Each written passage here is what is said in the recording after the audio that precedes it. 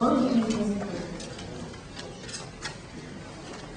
à notre atelier. On est souvent là, mais on a un beau programme à Laval sur l'insertion professionnelle et je vois qu'il y en a plusieurs qui aimeraient en connaître davantage. Alors, ce qu'on a fait, c'est une équipe. Bernadette était censée être avec nous, mais elle est en charge du carrefour de l'insertion. J'espère que vous avez choisi le carrefour dans l'un de l'autre des gros blocs. Elle ne sera pas avec nous, mais étant donné qu'on va mettre le programme par cœur, on va prendre sa place. On va parler de ça plus longtemps.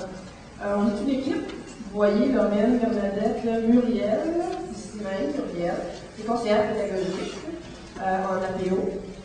Geneviève No et Thérèse No, pas de lien parenté, mais Geneviève est avec nous depuis 5 ans. 5 ans que le programme existe, depuis le début du programme, avec Thérèse No. Donc, c'est une association en partenariat avec l'UQAM. Alors, nous allons vous présenter ce petit PowerPoint pour vous expliquer un petit peu notre programme. Je vais vous raconter très brièvement comment il est parti. C'est un projet pilote. Projet pilote qui a démarré tout menu et qui a déjà fonctionné à plan. Ça fonctionnait bien. Donc, nos politiciens, nos commissaires, nos dirigeants ont bien vu qu'il fallait mieux prévenir que de ramasser les jeunes particulières 53 ans plus tard et qui nous lâchent. Donc, c'était un bon investissement de prendre des sous, les investir dans un programme d'insertion afin justement comme disait M. hier, de les attirer, de bien former la couleur Laval et de les retenir également tout en les soutenant tout au long de leur insertion. Alors, je donne un aperçu de la grosseur de la commission scolaire autour de ça, 43 000 élèves, autour de 3 000 enseignants, environ 115 départs à la retraite potentielle de nouvelles embauches, étant donné qu'il y en a qui partent à la retraite. Donc, on a visité, nous, 400 enseignants débutants ciblés par les responsables d'insertion. On a demandé aux directions d'école de nous envoyer le nom de leurs débutants dans chacune de leur école. Donc, notre programme, c'est un programme d'accueil. On les accueille, ensuite on les accompagne et on les soutient tout au long de leur intégration dans la profession et dans la commission scolaire. Donc, on vise qui sont nos enseignants débutants? Ce sont ceux qui ont cumulé 800 jours et moins d'expérience, donc autour de 4 ans. À partir de l'an prochain, on va étendre ce soutien à ceux ou celles qui ont 5 ans et moins. Parce que vous savez, quand on débute, c'est pas des tâches, une classe de deuxième année, toute l'année, etc. Donc, ils font beaucoup de sauts, je dirais, dans les tâches ils sautent d'une école à l'autre, parfois même du primaire au secondaire, ce sont des spécialistes en adaptation scolaire. Donc, leur insertion est vraiment rock'n'roll, comme on dit. Donc, des personnes qui sont avec nous depuis une année, 2 années, ils ne veulent plus nous lâcher, là, pour dire, écoutez, là, ça va bien, on aime ça, vous nous supportez, on sent que s'il y a quelque chose, on peut aller vous voir. Donc, ils ne veulent plus nous lâcher. Ça fait 5 ans, on leur dit, volez de vos propres ailes, mais le phénomène qui arrive, c'est que nos 2e, 3e, 4e années sont rendus nos petits mentors juniors pour celles qui arrivent. Donc, passez au suivant, elles ont compris ça, parce que je dis elles, il n'y a pas beaucoup de garçons, beaucoup de filles, ils se donnent beaucoup. On va en reparler tantôt, je ne veux pas. Mais c'est pour ça que pendant 5 ans, on les garde parce qu'en réalité, ils sont nos aides pour aider les plus jeunes qui viennent d'arriver. Ils ont senti que lorsqu'ils ont du soutien, ça fait du bien, donc pourquoi pas penser aux jeunes qui viennent d'arriver. Donc, ils sont libres de participer, on offre ces services-là, mais c'est certain qu'on ne leur tord pas le bras, ils ne rentrent pas dans une secte. Le programme, c'est pas une secte. Donc, ils vont chercher les activités qui leur conviennent, les activités qui répondent le plus à leurs besoins immédiats. Donc, justement, étant donné qu'on dit qu'ils vont chercher ce qu'ils ont besoin, on a plusieurs types de soutien. On a une trousse d'accueil du mentorat, je les explique rapidement, si on va les expliquer en détail tantôt. Les ateliers de formation, le SPA, anciennement nommé le SOS. Dans le côté du réseau d'accompagnement, plusieurs ressources qui sont reliées par Internet, donc nous utilisons un site Internet, un support virtuel. Je vous disais que les activités en présence, on leur remet une trousse d'accueil, vous les avez ici un petit peu plus en détail. La trousse d'accueil, c'est encore à moi, ok. Là, c'était Bernadette, là c'est Bernadette. La trousse d'accueil, on leur remet l'accent de ça, c'est un cartable, et qui comporte les cartes de la commission scolaire avec tous les endroits potentiels qui peuvent aller faire de la suppléance ou changer d'école, c'est bon de savoir les adresses, numéro de téléphone. Et le programme d'insertion qui va être disponible à le kiosque de la commission scolaire de Laval. Les coordonnées des services éducatifs, donc tous les conseillers pédagogiques, qui fait quoi? Même chose que les coordonnées des ressources humaines, à qui je m'adresse pour la paye, pour les assurances, etc. Et le programme d'aide au personnel, c'est toutes les commissions scolaires, vous avez le parc que vous avez. Et les coordonnées, vous avez, comme je disais, de toutes les écoles, les centres et les endroits susceptibles de leur servir, qui en aient besoin. On a moins développé le côté mentorat, d'autres commissions scolaires, vous allez en parler plus tard, qui ont vraiment développé, n'est-ce pas? Je les vois en arrière.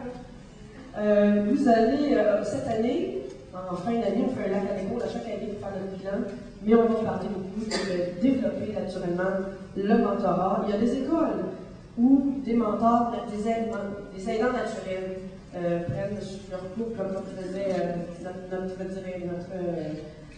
théâtre avec nous hier, ils les prennent sur leur couple, sur leur aise, pour les aider. On a une école secondaire où un enseignant a décidé de partir un projet dans son école, un projet pilote dans son école, et ça commence à faire boule de neige. Donc, des activités, on les a supportées pendant tout au long de l'année, où il y a des mentors, parce qu'il faut supporter aussi les mentors.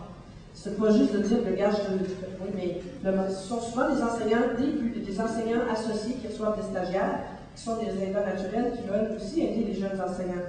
Donc, ils ont une formation pour les stagiaires, mais là, ce sont des collègues, ils ne les évaluent plus.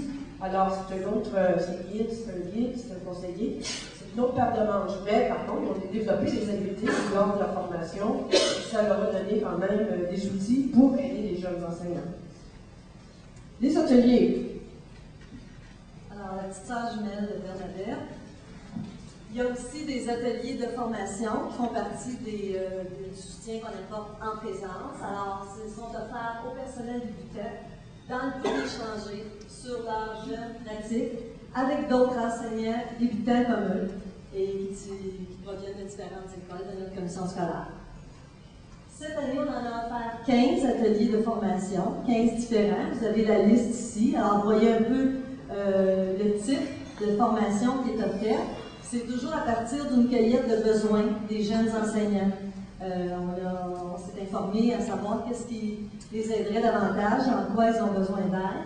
Alors donc, vous voyez, le travail d'équipe, les devoirs leçons, l'apprentissage coopératif, First Class, c'est notre logiciel de communication. Alors, on a eu aussi une initiation à ce logiciel-là. Les troubles d'ordre comportemental, on sait qu'il y a beaucoup au niveau de la gestion des comportements, c'est souvent un des besoins qui est le plus criant.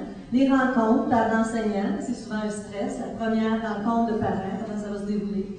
Ensuite de ça, bon, mieux vaut prévenir que guérir, c'est aussi sur la gestion des comportements. Les premières rencontres avec mes élèves, c'est un peu les premières semaines, comment on a à installer son climat de classe, tout ce qui concerne la gestion de classe. C'est un atelier, entre autres, que j'offre avec Thérèse Mo. Alors, c'est un atelier qui est très utile aussi. La suppléance, comment ils survivent, parce que c'est une réalité à laquelle ils font face aussi. Parents bien accompagnés, enfants mieux aidés. Le portfolio, comment porter son jugement professionnel. L'ordinateur, faciliter le travail en atelier, parce qu'il y en a beaucoup aussi qui travaillent en atelier. Alors, avec l'ordinateur, on les aide à bâtir des outils qui leur restent comme ça et qui peuvent après transférer d'une année à l'autre et modifier, et c'est moins long, c'est plus facile à ce moment-là.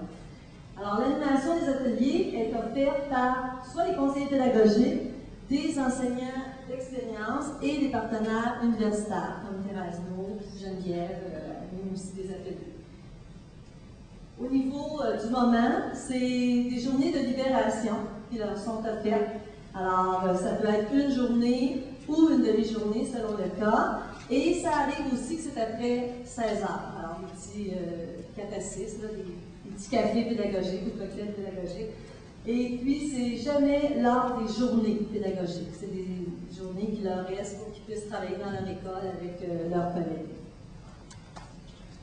Il y a le spa aussi. Alors, notre spa, comme disait Lorraine tout à l'heure, c'est l'ancien SOS. On trouvait que le spa, c'était beaucoup plus invitant. C'est un soutien personnalisé d'accompagnement. Alors, sur demande, il est possible de recourir au service d'aide pédagogique. Alors, à ce moment-là, ils savent que c'est sous la confidentialité. C'est un service personnalisé. On peut rencontrer en dehors de l'école l'enseignante ou l'enseignant qui est en plus grande difficulté et qui est en survie davantage. Donc, à ce moment-là, c'est un service qui est très apprécié et souvent, ça l'aide à poursuivre et puis à reprendre confiance en lui ou en elle. Moi, j'ajouterais que, excuse-moi, on a dit qu'on était interactif entre nous, j'ajouterais que plus que le service est connu, plus il devient préventif. Donc, ça la voit sur le bord du précipice. Là. Ils ne viennent pas juste quand c'est rendu dire je pense que je vais retourner vendre mes souliers chez Yellow. Là. Ils vont plutôt dire j'ai 3 élèves de tels qui vont, je sais pas, autistes dans ma classe, j'aimerais savoir comment les prendre, ceux-là, parce qu'ils n'ont pas été formés nécessairement dans l'adaptation scolaire, puis ils ont des élèves intégrés. Donc, ils viennent maintenant plus tôt dans l'année. Actuellement, les périodes, c'est novembre, ils commencent à être découragés, fatigués, et février, avant la semaine de mars, pour savoir est-ce que je retourne enseigner après la semaine de mars. Donc, il y a souvent des moments, je dirais, plus chauds. Mais présentement, dès le début de l'année, ils commencent à venir nous demander conseil. Je trouve ça beaucoup plus ressourçant pour eux. Alors, dans le réseau d'accompagnement, il y a aussi des moyens virtuels. Alors, on a une partie entraide virtuelle qui est composée de 4 volets plus principalement, le QGC, les ressources, un site web et des conférences mondes. Alors, on va les détailler davantage pour vous expliquer un petit peu à quoi ça concerne. Et il y a aussi un réseau sur lequel ils retrouvent ces différents outils qui leur sont propres à eux en insertion. On peut prendre l'adresse en Alors, c'est un réseau d'accompagnement sur Internet pour les enseignants. Alors, c'est la signification du vrai. Et ces objectifs principaux, d'abord, c'est de briser l'isolement pédagogique, que les enseignants puissent se retrouver entre eux. C'est d'offrir un accompagnement personnalisé et au bon moment, vraiment, quand ils en ont besoin. Regrouper les ressources en ligne qui sont offertes aux enseignants débutants, qu'elles soient toutes au même endroit, et favoriser l'entraide entre leurs pairs, entre eux.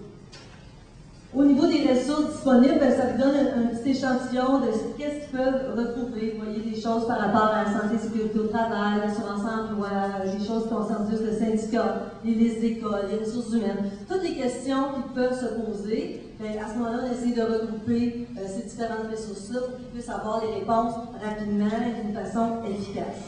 Au niveau du syndicat, c'est Geneviève qui nous a concocté ça, le petit génie. Là. Dans le syndicat, elle a fait elle a branché avec le syndicat où le site du syndicat, il y a les 2 conventions collectives, locales et nationales, et ils peuvent, par un moteur de recherche, fouiller au lieu de tout chercher. Bon, ma grand-mère est morte, qu'est-ce que j'ai le droit? Une journée, 2 journées, 3 journées de congé pour décès.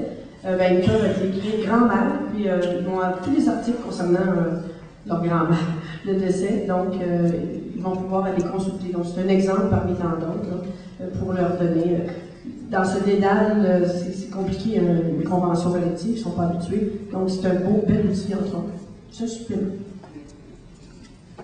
Il y a aussi le QGC, qui est un questionnaire en gestion de classe, qui a été conçu entre autres par Thérèse No. Et dans ce questionnaire-là, les enseignants peuvent à ce moment-là y répondre et ça va dresser un portrait général de leur pratique au regard de 65 comportements plus spécifiques. Alors, à travers ce questionnaire-là, ils vont pouvoir identifier leurs forces et identifier leurs points faibles au niveau de la gestion de classe. Et par la suite, en fonction de ce qui va apparaître, les résultats à la fin, ils vont pouvoir accéder à une banque de ressources pour tenter d'améliorer ces défis-là, ces faiblesses-là. Alors, exemple, il peut avoir été relevé, intervenir individuellement auprès des élèves en difficulté. Peut-être que cette personne-là, c'est un de ses défis. Alors, à ce moment-là, il va avoir des ressources qui vont lui être suggérées. En dessous du bouton. Oui, c'est ça. Et puis, à ce moment-là, il va avoir peut-être aussi des ouvrages de lecture pédagogique qui pourraient lui venir en aide à ce moment-là aussi. Et puis, différents moyens qu'elle pourrait essayer d'appliquer avec ses élèves. Alors, c'est un questionnaire très intéressant d'ailleurs, qui n'est pas utile et intéressant uniquement pour les enseignants débutants, mais pour tout enseignant qui a le goût de remettre en question sa pratique et de voir comment peut-être il pourrait améliorer toujours son enseignement. On a aussi un site web, un site du récit. Récit, je ne sais pas si vous êtes familier avec cet acronyme, ça veut dire un réseau de personnes ressources, le développement des compétences, l'intégration des TIC, comprenez pourquoi on a mis récit. Alors donc, vous avez l'adresse qui apparaît, et sur ce site-là, dont on est très fiers, ils ont aussi différents outils d'aide. C'est pas uniquement pour les enseignants débutants, je dirais que c'est pour tous les enseignants, autant du préscolaire au secondaire. Il y a des outils très utiles là-dedans. Et vous voyez un peu à droite les différentes rubriques. Alors, il y a des situations d'apprentissage, il y a aussi des exemples de formation. Alors, un enseignant peut voir toutes les traces d'une formation qui a été donnée sur différents sujets qui ont rapport à l'intégration d'éthique, par exemple, et ils peuvent à ce moment-là s'y référer, les consulter. Le projet stage, j'en parler par la suite. Plusclass, c'est notre logiciel de communication, mais ils ont aussi, qui est très apprécié, les sites des différentes écoles, ça leur donne beaucoup d'idées d'application, de ce qu'ils peuvent faire dans leur milieu, et la collection signée aussi, qui est très, très populaire, où on a répertorié différents sites et qu'on les a ensuite classés selon les différents domaines d'apprentissage du nouveau programme. Alors, un enseignant peut aller voir, mais qu'est-ce qui se fait en univers social? Est-ce qu'il y a des sites qui seraient intéressants pour moi? Il peut à ce moment-là s'y référer directement. Et puis, on a classé aussi d'autres sites, par exemple, au niveau de, je sais pas, des banques d'images, ou des ressources plus particulièrement aidantes pour les pédagogues. Enfin, notre petit dernier. C'est notre petit bébé, on en est très fiers. Alors, c'est notre projet STAR. C'est grâce à ce projet-là que vous êtes filmé aujourd'hui, et c'est sur le site de STAR que seront déposées toutes les vidéos, les conférences qui ont été filmées durant le colloque. Et STAR, c'est pour Studio technologique d'apprentissage au récit. Et ce qu'il y a de particulier sur ce site-là, c'est que ce sont des vidéos numériques. Alors, à ce moment-là, les enseignants peuvent visionner directement à l'écran, à condition d'avoir un lien rapide, bien sûr, parce que quand on parle de vidéo, il faut penser à un lien Internet rapide. Mais à ce moment-là, ils peuvent visionner des conférences, des exemples de pratique. Ça, c'est une des parties qui est les plus populaires parce qu'on rentre par le trou de la serrure, on va voir à l'intérieur de classe comment ça se vit, par exemple, le fonctionnement en atelier, comment un enseignant anime une causerie, comment des enseignants ont organisé différentes... Le tableau de programmation explique par exemple. Oui. Alors, les enfants ont expliqué le tableau de programmation, comment ça fonctionne. Ils ont aussi des ateliers qu'ils peuvent aller chercher, qu'ils peuvent télécharger, imprimer, modifier. Alors, ce sont des outils très appréciés. Il y a aussi des productions d'élèves où les enfants ont créé du début à la fin, un scénario jusqu'à la fin, là, la production et la diffusion. Alors, ils peuvent aussi aller voir ça. Il y a des productions didactiques, on peut aller voir des capsules sur, je ne sais pas moi, l'enseignement stratégique, sur des stratégies de lecture, sur comment bâtir des activités d'accueil en début d'année avec ses élèves. Alors, il y a toutes sortes de choses et je vous invite à aller jeter un coup d'œil au carrefour de l'insertion. Il va y en avoir des petits films qui vont être présentés en continu durant toute la journée. Il y a deux adresses que tu rentres, soit avec l'adresse en PO, oui, scolaire, le projet STAR, ou bien l'adresse de oui, alors l'adresse du récit, on l'a pas mis sur notre page. OK, alors à ce moment-là, c'est le http://récit.cslaval.qc.ca/STAR. Mais inquiétez-vous pas, au carrefour de de l'insertion est là en gros. Elle est aussi sur le trépied de la caméra en ce moment. Alors, vous pourrez la prendre en main. Enfin, on a les conférences pauses. Je vais laisser la parole à Geneviève pour cette partie-là. Alors, la conférence pause est le dernier outil du volet du réseau d'entraide pour les enseignants d'accompagnement sur Internet pour les enseignants. Donc, la conférence pause, qui est un lieu d'entraide et d'échange entre les enseignants débutants. Ceux d'entre vous qui étaient présents là, au visionnement de la séquence vidéo, il y a une enseignante qui faisait allusion qu'elle allait sur Internet, qu'elle écrivait, des fois, je pense qu'elle utilisait l'expression « décharger sa journée ». Alors, elle faisait référence ici à la conférence pause. Vous voyez un petit peu, on a un concept. Le réseau d'entraide, entre nous, on l'appelle souvent le site web l'arrêt. On a le sport et on a maintenant la pause. Alors, voyons un petit peu l'idée qu'on essaie de développer derrière le programme. Donc, c'est un lieu d'entraide entre les enseignants débutants, comme le disait Lorraine, qui ont cumulé, bon là, ça augmente à chaque année, là, on est rendu les 800 jours et moins, donc généralement, ça peut être les 4 à 6 ans d'expérience à la commission scolaire. Conférence dans laquelle, conférence, je vous le dis tout de suite, peut être synonyme de forum de discussion. Peut-être que vous êtes plus à l'aise avec cette appellation-là, dans lequel on a des mentors qui jouent, je dirais, le rôle de guide en retraite. On aura l'occasion d'y revenir. Mentors dont Lorraine, entre autres, est l'une des championnes dans l'envoi de messages. On a également Muriel, qui est également conseillère pédagogique. Bernadette Desmarais, qui est conseillère pédagogique également, que vous pourrez rencontrer au carrefour de l'insertion. Et on a quelques mentors ponctuels, par exemple certains enseignants d'expérience qui ont développé une expertise qu'on invite parfois pour des problématiques particulières. Évidemment, les partenaires universitaires qui sont là aussi, généralement les personnes qui donnent des ateliers, qui peuvent faire le suivi. Donc, c'est une conférence un petit peu particulière parce qu'elle est réservée exclusivement aux enseignants débutants. L'accès se fait de façon confidentielle et anonyme. Donc, on verra tout à l'heure, je vais vous montrer un exemple. Chaque enseignant a un pseudonyme qu'il s'est choisi lui-même. Alors, j'y reviens. Vous avez là une capture d'écran de First Class, le logiciel de communication qu'utilisait la commission scolaire de la CAQ. C'est simplement pour vous montrer la conférence pause, conférence pause primaire, principalement des enseignants du primaire qui sont regroupés. C'est une clientèle qui est, du moins la commission scolaire, facile à rejoindre et qui participe bien. Quelques secondaires qui sont ici. Effectivement, quelques enseignants secondaires également qui y participent. Je voulais juste attirer votre attention sur la conférence pause mentor. Donc, les mentors ont également leur conférence dans laquelle, des fois, on discute de cas particuliers. Qu'est-ce qu'on lui dit à elle? Avez-vous lu tel type de message? On n'y a pas répondu. Que pensez-vous de telle intervention? Comment il faudrait intervenir éventuellement? On discute de petites choses qui se sont passées. Vous avez là une capture d'écran, c'est juste pour vous montrer un petit peu, pour ceux d'entre vous qui ne sont peut-être pas à l'aise avec l'idée de forum de discussion, pour voir un petit peu ce qui se discute.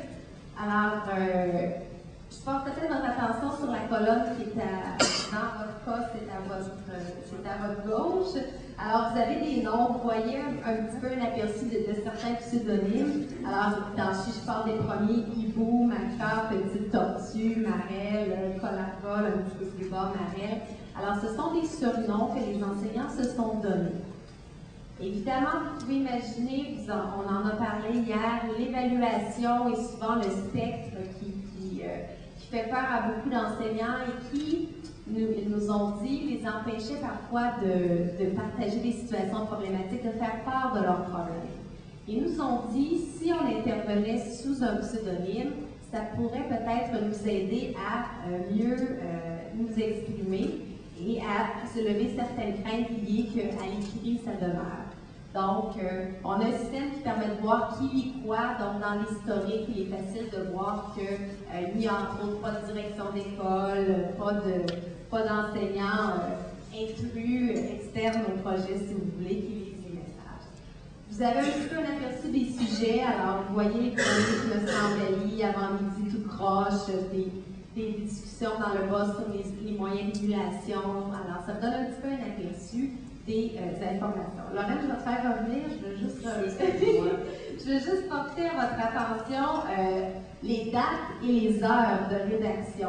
Je ne sais pas si vous voyez bien derrière, mais vous voyez qu'en peu de jours, parce que la capture d'écran que vous avez là est sur 5 jours, beaucoup de messages le 24 et le 25, entre autres, si vous voyez bien les derniers chiffres, ça c'est en septembre dernier. Si vous regardez les heures aussi, vous le voyez sûrement pas, mais le dernier est écrit à minuit dans le bas. Alors, vous pouvez imaginer que ça permet aux enseignants d'écrire, de partager, d'obtenir des réponses assez rapidement, dans des délais assez rapprochés. Là, tu peux y aller.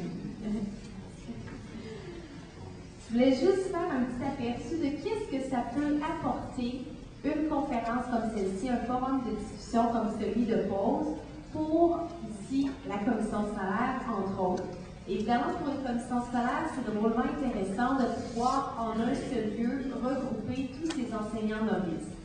Je vous en ai pas parlé, on parle ici d'environ une cinquantaine d'enseignants novices qui se rencontrent. On en a environ une trentaine qui sont actifs. Actifs, ça veut dire qu'ils écrivent au moins un message. On en a qui lisent, mais qui n'ont jamais écrit, mais qui bénéficient, là, j'en ai rencontré quelques-uns en entrevue, qui bénéficient quand même des échanges, même s'ils ne partagent pas ou s'ils n'écrivent pas. Ça nous permet également comme du point de vue de commission scolaire, de faire émerger des besoins. Alors, il y a beaucoup d'ateliers parmi les 15 que vous avez vus qui sont nés suite à des échanges qui ont eu lieu dans la conférence. Si vous voulez, des sujets très, très populaires qui ont permis ensuite d'offrir des ateliers vraiment adaptés aux besoins, en fonction des besoins des enseignants, donc permettre de bonifier la formation et le soutien qui sont déjà offerts. Et également, vous pouvez imaginer de faire connaître les ressources. C'est souvent le problème avec les enseignants, on l'a entendu beaucoup hier. Souvent refont créent beaucoup de matériel. Il y a déjà beaucoup de choses qui existent. Malheureusement, ils ne les connaissent pas, ils ne savent pas où les trouver. Alors, ça permet d'un seul clic avec un lien de le diffuser rapidement et eux, dans leurs écoles, sont des agents multiplicateurs. Pour les novices, vous pourrez aller voir si vous êtes intéressé à en discuter avec eux qu'à cours de l'insertion, au concours, je vais dire au stand, mais au kiosque, merci.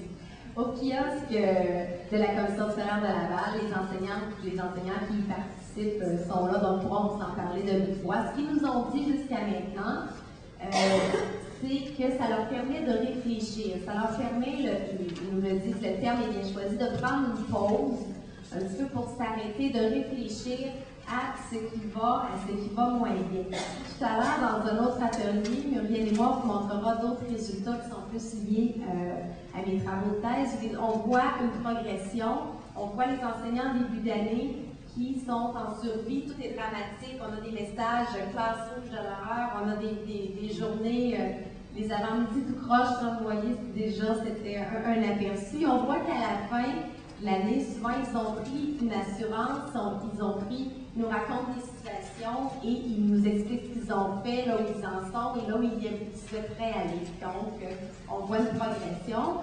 Ça leur permet de construire progressivement un bagage de ressources pédagogiques. Ça peut être des ressources, des conseillers pédagogiques qui sont là et qui interviennent, mais aussi il y a différents trucs, différents liens, différents outils qui sont déjà tranchés, et ça leur permet de se construire progressivement un bagage.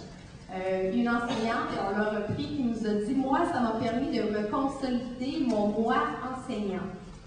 Alors, elle se sentait beaucoup plus compétente, beaucoup plus sûre de ses moyens en discutant avec d'autres et en voyant les problèmes vécus par les autres. Elle se sentait concernée, elle se sentait un petit peu soulagée de voir que les autres ont des problèmes similaires aussi, qu'il est normal quand on débute d'avoir telle ou telle préoccupation, tel ou tel problème. Alors, ça l'a vraiment permis de se consolider. Et j'ai empiété sur la dernière, d'augmenter le sentiment de compétence et d'offrir un certain soutien moral entre eux lorsque les journées difficiles surviennent. Alors, la question, on vous avait demandé de répondre à une question. Je vais laisser le mot à Laurel qui va terminer notre dernière diapo. Alors, as-tu une idée exacte de la question? Oui, ben c'est quelle est la condition la plus gagnante pour réussir son insertion dans la profession enseignante? Nous avons demandé à tous les communicateurs de vous répondre à cette question-là. Notre équipe a choisi je pense qu'on vous l'a illustré, c'est que pour nous, une condition gagnante, c'est d'en avoir plusieurs stratégies pour répondre à chacun des besoins diversifiés des jeunes. Donc, ils ont vraiment des façons d'entrer dans leur profession différentes selon le vécu, leur tâche qu'on leur donne, et parfois ils ont besoin dès la première année, mais parfois c'est juste à la troisième année qu'ils n'ont jamais vu ça de telle chose, et ils vont venir chercher au moment où ils en auront besoin les services. Donc, répondre à la diversité par une diversité, justement, de moyens, autant virtuels qu'en personne. Chacun y trouve son compte et ils viennent vraiment le chercher au moment et ils prennent ce qu'ils ont besoin. Ils laissent aux autres ce dans quoi ils se sentent à l'aise. Ce qui fait le tour de notre information. Oui, c'est terminé.